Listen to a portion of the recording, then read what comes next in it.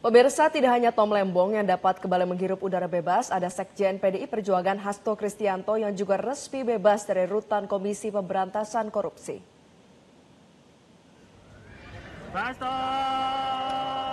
Hasto melangkahkan kaki keluar rutan sekitar pukul 21:23 waktu Indonesia bagian Barat pada Jumat malam. Sekjen PDIP tersebut terlihat ditemani sejumlah pengacara, salah satunya Febri Diansyah. Saat bebas dari rutan KPK, Hasto Kristianto mengepalkan tangan kepada para simpatisan yang hadir di rutan KPK. Teriakan "Merdeka" terdengar saat Hasto keluar.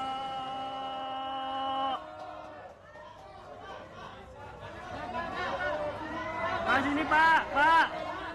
Ayo Pak, yuk, mantap. Pak, sini dulu Pak. Sehat Pak.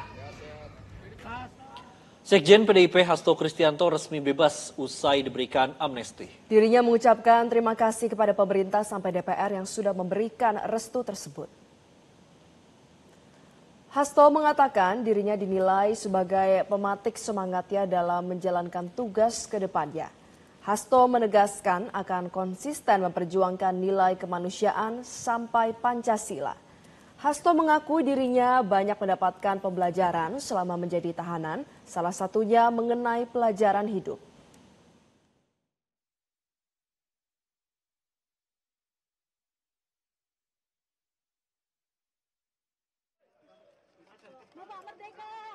Panas ya, karena nggak ada AC. Tapi itulah saya menikmati karena setiap saya turun ke bawah, bertemu dengan anak ranting di desa-desa, suasananya sama, sehingga saya nggak terkejut. Maka tadi saya merasakan es, karena di dalam nggak ada es. Mau dibawa masuk udah mencair dulu. Sehingga itulah yang kemudian saya nikmati dulu juga buah, meskipun buah di dalam banyak, karena di dalam itu rasa kemanusiaan tinggi sekali. Saya misalnya ketika masuk pertama kali, kan diisolasi ya, 3 hari 3 malam. Ada yang nangis dan sebagainya. Tapi kalau saya pas masuk, saya menyanyi lagu.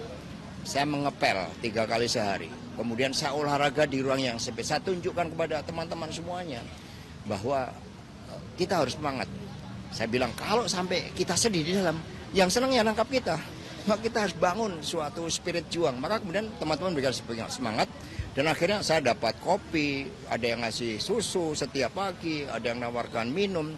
Sehingga saya katakan, ternyata di dalam ketika diisolasi, gelora kemanusiaan itu bergema sangat kuat. Karena bapak ibu saya udah nggak ada Prof. Daltiono, ya sebagai orang tua saya, adik kandung bapak saya bertemu beliau dulu. Maka saya minta izin untuk belum kembali dulu, bertemu dengan keluarga dulu, menyapa mereka. Karena lebaran kan juga saya berada dalam tahanan, nggak bisa bersilaturahim. Kalau kongres semuanya kan sudah diatur dengan baik, pertanggungjawaban sudah diatur, dan yang membuat saya bersyukur Ibu Mega sudah terpilih secara aklamasi sebagai Ketua Umum PDI Perjuangan pada periode 2025-2030. Itu saya sungguh bersyukur, karena memang sejak awal skenario hukum ke saya ini kan untuk mengganggu jalannya kongres. Menteri Hukum Supratman Andi Aktas mengkonfirmasi bahwa Kepres pemberian abolisi terhadap Tom Lembong dan Kepres Amnesti 1178 sudah keluar dan langsung diantar ke KPK dan Kejaksaan Agung. Menteri Hukum Supratman Andi Aktas menegaskan pemberian abolisi dan amnesti tidak membicarakan orang, tapi lebih menekankan tentang keutuhan NKRI dan rekonsiliasi.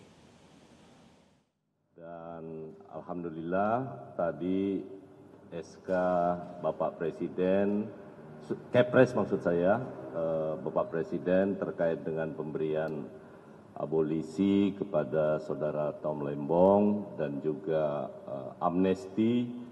Kemarin jumlahnya ada yang saya salah sebutkan ya. Kalau amnesti itu jumlahnya 1178 ya. 1178 karena ada ketambahan salah satunya adalah Pak Hasto dan yang kedua ada atas nama Julius ya, itu kasus ITE juga ya. Jadi Julius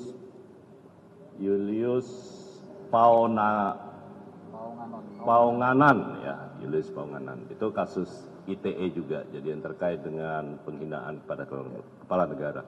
Dan sekali lagi saya mohon maaf karena tadi kami baru menerima Kepres dan harus mengantarkan kepada, tadi saya bersama-sama dengan Menteri IMIPAS di Istana pihak Mensesnek menyerahkan Kepresnya dan kami harus sekalian mengantar ke tadi Pak Dirjen Nahu yang mengantar Kepres ke KPK, saya ke Kejaksaan Agung dan alhamdulillah juga sudah diterima oleh Menteri IMIPAS terkait dengan ini. Nah, oleh karena itu teman-teman sekalian, saya ingin menyampaikan yang pertama bahwa ide tentang amnesti dan abolisi itu dari awal, tapi sama sekali tidak pernah membicarakan tentang orang.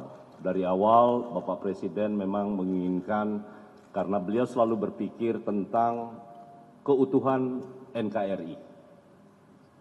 Jadi beliau selalu menekankan tentang keutuhan dan kita harus betul-betul bersatu padu untuk membangun bangsa ini.